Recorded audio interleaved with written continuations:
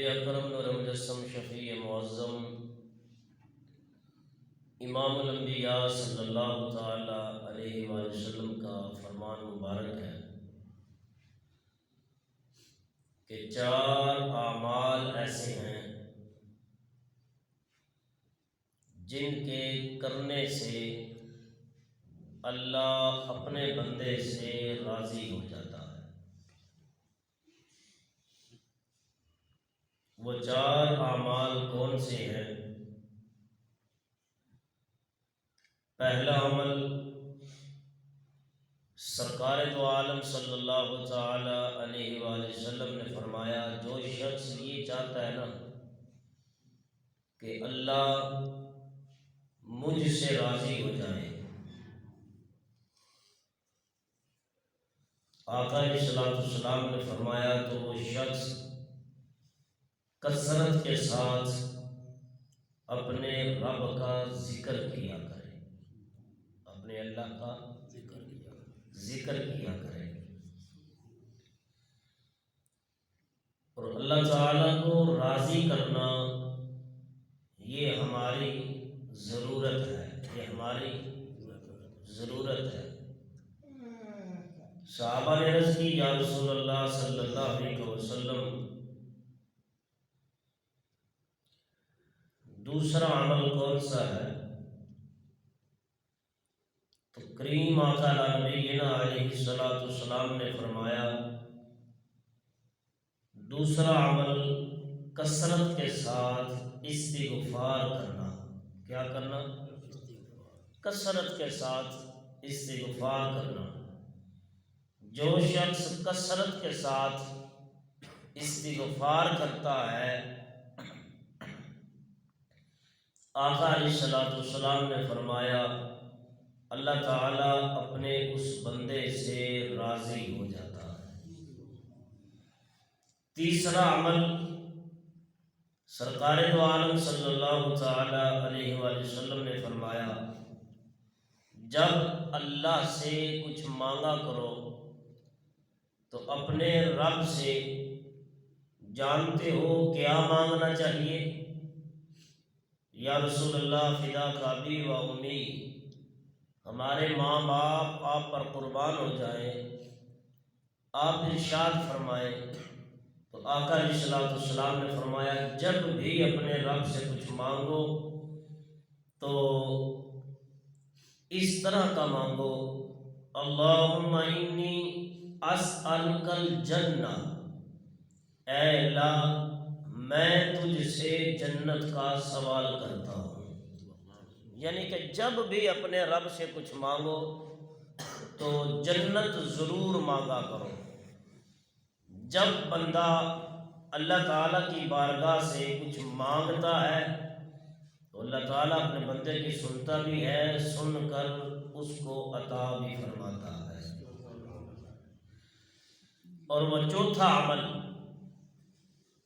سرکار دو عالم صلی اللہ تعالی علیہ وآلہ وسلم نے فرمایا، جب تم جنت مانگو اور جنت کے بعد جہنم سے پناہ مانگا کرو، اللہم اجرنی من النار، اللہم اجرنی من النار، یا اللہ مجھے نار سے بچا، یعنی کہ جہنم کی آگ سے بچا، جہنم کی آگ سے بچا۔ یہ 4 اعمال ایسے ہیں جن کے متعلق رسول اللہ صلی اللہ تعالی علیہ وآلہ وسلم نے ارشاد فرمایا، اگر تم اپنے رب کو راضی کرنا چاہتے ہو تو ان 4 باتوں پر عمل کر لو، اللہ راضی ہو جاتا ہے۔ تو سامنے محترم، سب سے پہلا جو عمل وہ تھا اللہ کا ذکر، اللہ کا ذکر۔ اللہ تعالیٰ کے ذکر کے اندر برکت اتنی ہے کہ گناہگار سے گناہگار بندہ ہو اور گناہوں میں ڈوبا ہوا ہو، حتیٰ کہ اس کے دامن کے اندر اتنے گناہ ہوں کہ جتنے روح کائنات کی زمین کے ذرات ہیں، یا اس کے دامن کے اندر اتنے گناہ موجود ہوں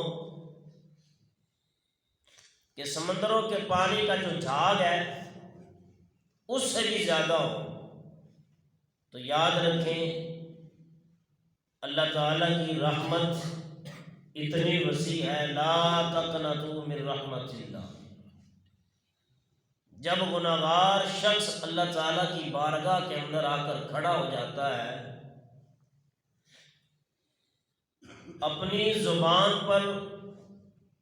زبان کو اس کے ذکر سے تر و تازہ رکھتا ہے، تو اللہ تعالیٰ کے ذکر کی برکت اتنی ہے، اللہ تعالیٰ پھر اپنے بندے کے گناہوں کو نہیں دیکھتا، اپنی رحمت کو دیکھتا ہے۔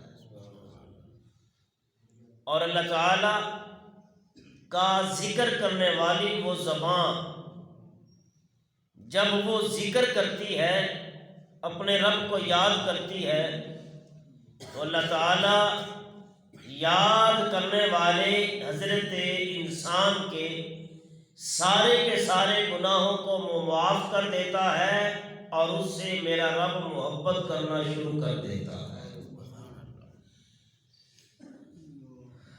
دنیا کائنات کی کوئی چیز دل کو سکون نہیں پہنچا سکتی۔ یہ محلات، یہ کوٹھیاں، یہ بنگلے، یہ کاریں، دنیا کا کسی بھی شعبے سے تعلق رکھنے والا کوئی بھی شعبہ دلوں کو سکون نہیں دے سکتا۔ اگر دلوں کو سکون ہے، دلوں کو چین ہے، تو فقط اللہ کے ذکر سے ہے، اللہ کے ذکر سے ہے۔ اللہ کے ذکر کے اندر برکت اتنی ہے کہ اللہ کے ذکر کے ساتھ، جیسا کہ اللہ تعالیٰ قرآن مجید میں فرماتا ہے نا، فَاذْكُرُونِي أَذْكُرْكُمْ وَاشْكُرُوا لِي وَلَا تَكْفُرُونِ۔ اللہ فرماتا ہے تو میرا ذکر کر، میں تیرا کروں گا، تو مجھے یاد کر، میں تجھے ہی یاد کروں گا۔ مالک ہم نے تجھے یاد کیا، ہم نے تیرا ذکر کیا، تو اپنے بندے کا ذکر کیسے کرتا ہے؟ مفسرین اکرام نے لکھا ہے، کتب تفسیر کے اندر موجود ہے کہ جب بندہ اپنے اللہ کا ذکر کرتا ہے زمین پر بیٹھ کر، یہ میرے رب کا وعدہ ہے کہ اے میرے بندے تو میرا ذکر کر، تو مجھے یاد کر، میں تجھے یاد کروں گا، میں تیرا ذکر کروں گا۔ یا اللہ ہم نے تیرا ذکر زمین پر بیٹھ کر کیا، مسجد کے اندر بیٹھ کر کیا، یا گھر کے اندر کیا، تو کس شان سے ذکر کرتا ہے؟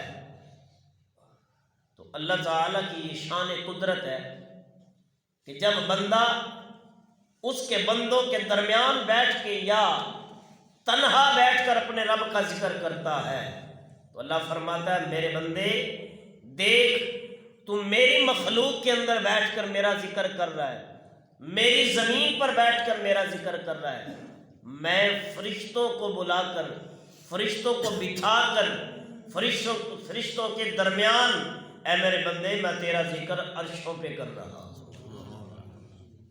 اپنی شان کے لائق، اپنی قدرت کاملہ کے ساتھ، اللہ اکبر کبیرہ حمدن طیبا کثیرا۔ تو پتہ چلا جب بندہ اپنے رب کا ذکر کرتا ہے تو اللہ تعالیٰ بھی اپنے بندے کا ذکر کرتا ہے۔ تو وہ کتنا خوش نصیب حضرت انسان ہے، بندہ ہے کہ جس کا ذکر فرشتوں کی جماعت کے اندر کیا جا رہا ہے۔ اے حضرت انسان، اے بندہ مسلمان، بندہ خدا، دنیا کا کوئی کام، کوئی شعبہ دلوں کو سکون نہیں دے سکتا۔ اگر دلوں کا چین ہے، الا بذکر اللہ وتطمئن القلوب، تو فقط اللہ کے ذکر کے اندر رکھا ہے۔ اگر دلوں کو سکون ہے تو فقط اللہ کے ذکر کے اندر ہے، دلوں کا چین ہے تو فقط اللہ کے ذکر کے اندر ہے۔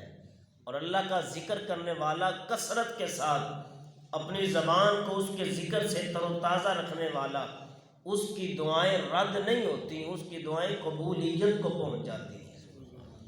میں یہاں آپ کو ایک واقعہ سنانا چاہتا ہوں۔ امام احمد بن حنبل رحمہ اللہ تعالی علیہ وقت کا بہت بڑا امام ہے، اور فقہ کے اماموں میں سے ایک امام ہے۔ فقہ کے 4 امام ہوئے ہیں، کتنے؟ امام ابو حنیفہ نعمان بن ثابت، امام مالک، امام شافعی، امام احمد بن حنبل۔ امام احمد بن حنبل فرماتے ہیں کہ میں سفر پر تھا، دوران سفر رات کا وقت ہوا، سردیوں کی سخت سے سختی ہوئی رات تھی، اور میں نے نماز عشاء پڑھنی تھی۔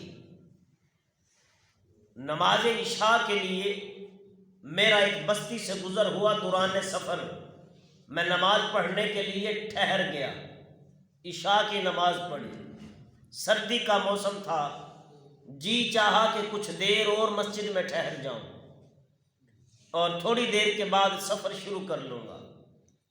اتنے میں مسجد کا خادم آیا، مؤذن آیا، اس نے کہا یا حضرت، میں نے مسجد کو تالا لگانا ہے اور مسجد کے اندر ٹھہرنے کی، آرام کرنے کی، رات گزارنے کی اجازت نہیں ہے۔ اب وہ شخص جو مسجد کا خادم تھا، اسے معلوم ہی نہیں تھا کہ وقت کا اتنا بڑا امام احمد بن حنبل ان سے واقف نہ تھا۔ نام تو سنا تھا، چرچا سنا تھا، ذکر سنا تھا، مگر ان کی ذات سے واقف نہ تھا۔ ہاتھ پکڑا، لا مسجد کے دروازے پر کھڑا کیا کہ مسجد میں رہنے کے لیے، سونے کے لیے اجازت نہیں، یہاں بیٹھو، ساری رات بیٹھے رہو، میری ڈیوٹی ہے۔ امام احمد بن حنبل کو مسجد سے نکالا، لا دروازے پر کھڑا کر دیا، مؤذن نے تالا لگایا، اپنے گھر کو چلا گیا۔ جب وہ گھر کو چلا گیا، قریب اتنی دیر نہ گزری تھی، ایک اور مسافر آیا، سواری پر سوار ہے۔ دیکھا کہ سردیوں کی رات، ٹھنڈی رات، سسکتی ہوئی رات، کہ یہ ایسا کون شخص ہے جو مسجد کے دروازے پر رات گزار رہا ہے۔ کہا صاحب کیا بات ہے، کہاں جاؤ گے؟ کہا میں مسافر ہوں۔ یہ جو اللہ والے ہوتے ہیں نا، یہ اپنا آپ ظاہر نہیں کرواتے۔ یہ میری بات، میرا جملہ یاد رکھنا۔ آج تو ہر کوئی ولی بنتا پھرتا ہے نا، میں ولی ہوں، میں ولی ہوں، تو ولایت نام کی کوئی چیز ان میں دکھائی نہیں دیتی، مگر جو اللہ کے ولی ہو گزرے وہ اپنا آپ ظاہر نہیں کرواتے تھے۔ صاحب کون ہو، کہاں جانا ہے، کیسے آئے ہو؟ فقط اتنا جملہ بولا، میں مسافر ہوں، رات گزارنی ہے۔ کیا کرنا ہے؟ صبح کا سورج چڑھے گا، اپنی منزل کی طرف رواں دواں ہو جاؤں گا۔ کہا آؤ میرے ساتھ آؤ۔ وہ صاحب انہوں نے مسجد سے اٹھایا، گھر لے جایا، جا کر خدمت کی، دسترخوان بچھایا، کھانا کھلایا۔ رات گزر رہی ہے، رات کا آخری وقت ہے۔ امام احمد بن حنبل فرماتے ہیں ابھی میں اٹھا ہوں وضو کے لیے، میں نے کیا دیکھا، مجھے اپنے گھر کے اندر لے کے آنے والا میرے سے پہلے مصلی پر بیٹھ کر نماز تہجد پڑھ رہا ہے، نماز تہجد پڑھ رہا ہے، مصلی پر بیٹھا اللہ کا ذکر کر رہا ہے، اقم الصلاۃ لذکری، نماز پڑھ رہا ہے اللہ کی اور اللہ کا ذکر کر رہا ہے۔ کہا احمد بن حنبل تیری شان تو کیا ہے، تیرا مقام کیا ہے، مگر تجھ سے بھی سبقت لے جانے والے دنیا میں اور بتیرے ہیں۔ جب وہ نماز سے فارغ ہوئے تو تسبیح پڑھنے لگے۔ انہوں نے پڑھا یا حی یا قیوم برحمتی کا یا استغیث۔ یہ وظیفہ سرکار نے خود اپنی امت کو دیا ہے، یہ وظیفہ خود سرکار نے اپنی امت کو دیا ہے۔ المختصر جب وہ وظیفہ کرنے لگے، امام احمد بن حنبل ان کے قریب گئے اور فرمایا یہ جو تم الفاظ پڑھ رہے ہو، یہ جو الفاظ تم پڑھ رہے ہو، ان کے پڑھنے سے کچھ حاصل بھی ہوا زندگی میں یا نہیں ہوا؟ تو شخص نے کہا واللہ، اللہ کی عزت کی قسم ہے، جب سے میں یہ الفاظ پڑھ رہا ہوں نا، یا حی یا قیوم برحمتی کا یا استغیث، یہ حدیث پاک ہے، یہ امت کو دیا ہوا وظیفہ خود زبان مصطفیٰ کے جملے ہیں۔ میرے آقا فرماتے ہیں جو شخص اس کا وظیفہ کرتا ہے، ان الفاظ کا ذکر کرتا ہے، اس کی کوئی دعا رد نہیں ہوتی، عرشوں پر جاتی ہے، مقبولیت کو پہنچتی ہے، رب قبول فرما لیتا ہے۔ امام احمد بن حنبل فرماتے ہیں اس سے کوئی استفادہ بھی حاصل ہوا کہ نہیں؟ وہ شخص کہتا ہے واللہ، اللہ کی عزت کی قسم ہے، آج تک جتنی دعائیں مانگی ہیں نا رب نے ساری قبول کی ہیں۔ اب تو ایک خواہش باقی ہے، اب ایک خواہش باقی ہے کہ وقت کا امام احمد بن حنبل اللہ اس مرد کامل کی زیارت بھی کروا دے۔ تو آپ نے فرمایا تو پھر تجھے مبارک ہو، تیری اللہ نے یہ بھی دعا قبول کر لی ہے۔ جس کو مسجد کے دروازے سے رات کو اٹھا کر اپنے گھر کے اندر لایا، وہ کوئی عام شخص نہیں، وہی امام احمد بن حنبل ہوں، لے میری زیارت کر لے۔ امام احمد بن حنبل فرماتے ہیں واہ میرے اللہ، تیری عظمت پر قربان جاؤں۔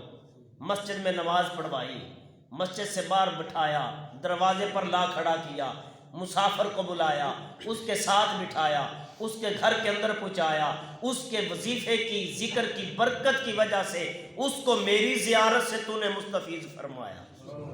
تو ذکر میں بڑی برکت ہوتی ہے، یہ اللہ تعالیٰ کا قانون قدرت ہے، اللہ جو چاہے فرما سکتا ہے، کر سکتا ہے، وہ کرنے پر قدرت رکھتا ہے۔ تو صاحب اللہ کے ذکر کی برکت بڑی ہے، اللہ کے ذکر کرنے والی وہ زبان، کثرت کے ساتھ ذکر میں رہنے والی وہ زبان، وہ اپنے رب سے جو مانگتی ہے محمد کا رب اسے عطا فرما دیتا ہے۔ تو کوشش کرو، ماہ سیام ہے، اپنی زبان کو اللہ کے ذکر کے اندر تر و تازہ رکھنے کی۔ جو زبان اللہ کے ذکر میں تر و تازہ رہتی ہے، اللہ تعالیٰ اپنے اس بندے سے راضی ہو جاتا ہے، پھر بندہ جو مانگتا ہے، جس طرح کا مانگتا ہے، اللہ اسے عطا فرماتا ہے۔ اللہ تعالیٰ عمل کی توفیق عطا